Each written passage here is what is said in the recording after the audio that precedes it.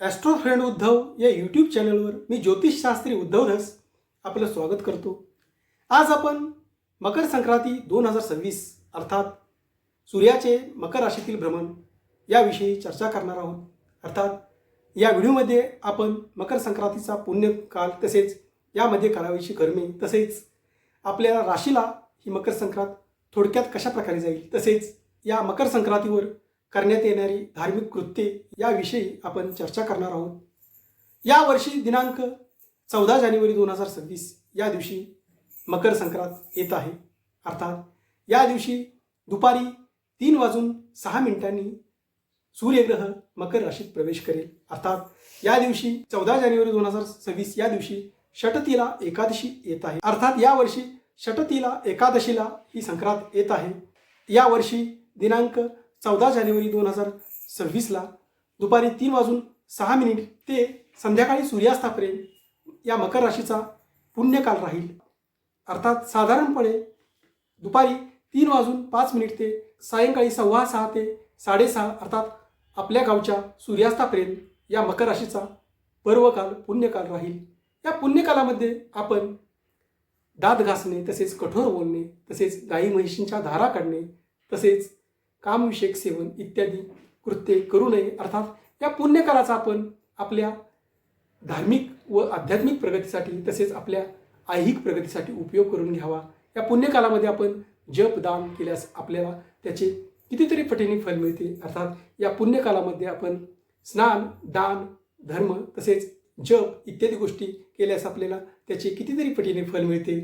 त्याचप्रमाणे आपण या दिवशी तिळाचे उटणे अंगास लावणे, तीळ मिश्रित उदकाने स्नान करणे, त्याचप्रमाणे तीळ भक्षण करणे, त्याचप्रमाणे तीळ दान करणे, त्याचप्रमाणे तीळ होम करणे, त्याचप्रमाणे तीळ तर्पण अर्थात पाण्यामध्ये तीळ घेऊन त्याचे सेवन करणे, अशा प्रकारे 6 प्रकारे तिळाचा उपयोग केल्यास आपल्या सर्व पापांचा नाश होतो असे शास्त्रवचन आहे। त्याचप्रमाणे या पुण्यकालामध्ये आपण जप दान तसेच स्तोत्रपठण तसेच धार्मिक ग्रंथाचे वाचन केल्यास आपल्याला याचा भरघोस फायदा मिळतो। अर्थात या पर्वकालामध्ये याचे अगणित फळ आपल्याला प्राप्त होते। तसेच या 14 जानेवारी 2026 या दिवशी षटतिला एकादशी असली तरी सुद्धा या दिवशी एकादशी असली तरी सुद्धा या संक्रांतीच्या दिवशी आपण तिळगुळ खाऊ शकता। अर्थात या दिवशी तीळ भक्षण करण्यास शास्त्रवचनानुसार परवानगी आहे। अर्थात एकादशी असली तरी सुद्धा आपण तिळगुळ भक्षण या दिवशी करू शकता।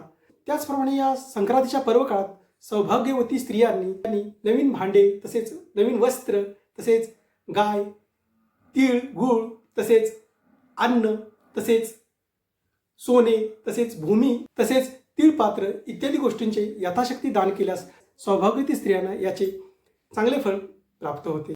या 2026 या वर्षातील संक्रांतीची आपण थोडक्यात माहिती पाहूया। या 14 जानेवारी 2026ला येणारे संक्रांतीचे वाहन वाघ असून उपवाहन घोडा आहे। तसेच या संक्रांतीने पिवळे वस्त्र धारण केलेले आहे। तसेच या संक्रांतीने भूषणार्थ मोती हे रत्न धारण केलेले आहे। या संक्रांतीने हातात गदा घेतलेली आहे व केशराचा टिळा लावलेला आहे। तसेच ही संक्रांत वयाने कुमारिका असून बसलेली आहे। तसेच या संक्रांतीने वासाकरिता जाईचे फूल हाती घेतलेले आहे। तसेच ही संक्रांत सर्प जातीची असून त्याचप्रमाणे ही संक्रांत पायस अर्थात खीर भक्षण करत आहे। त्याचप्रमाणे ही संक्रांत पूर्वेकडून पश्चिमेला जात आहे व वायव्य दिशेला पाहत आहे। अर्थात या संक्रांतीच्या दिवशी आपण शक्यतो पिवळे वस्त्र धारण करणे टाळावे। अर्थात इतर पिवळ्या वस्तू अर्थात सोने इत्यादी गोष्टी धारण करण्यास काही हरकत नसते, फक्त वस्त्र पिवळे धारण करू नये। त्याचप्रमाणे प्रत्येक वर्षी संक्रांतीच्या बाबतीत काही अशुभ गोष्टी अर्थात काही तथ्यहीन शास्त्रात उल्लेख नसलेल्या गोष्टींचा प्रसार केला जातो। अर्थात ही संक्रांत अतिशय अशुभ आहे अशा प्रकारच्या कोणत्याही गोष्टी शास्त्रात उल्लेख केलेल्या नसतात। त्यामुळे या अफवांना आपण बळी पडू नये।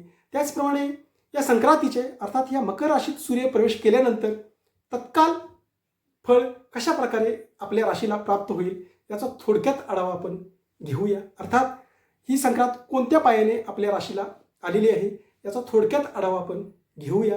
अर्थात हे फळ आपल्याला थोडक्यात 3-4 दिवसासाठी फक्त मिळेल। अर्थात संपूर्ण महिन्याचे हे फळ आपल्याला प्राप्त होणार नाही।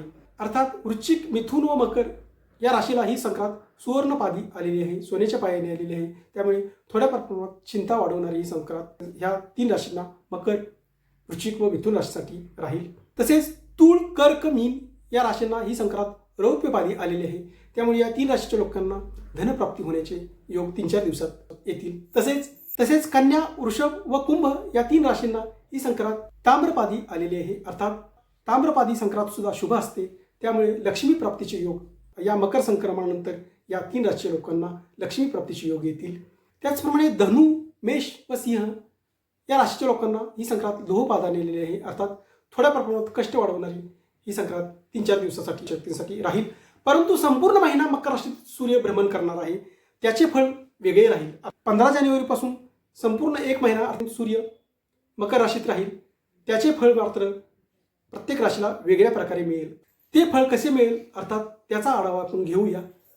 अर्थात वृश्चिक, सिंह, मेष व मीन या राशींना या मकर संक्रांतीचे अर्थात मकर राशीतील सूर्याच्या भ्रमणाचे अत्यधिक शुभ फल मिळेल. अर्थात वृश्चिक राशीच्या 3य स्थानातून सूर्य भ्रमण करेल, तर त्याचप्रमाणे सिंह राशीच्या 6ष्ठ स्थानातून सूर्य भ्रमण करेल व मेष राशीच्या 10म स्थानातून सूर्य भ्रमण करेल.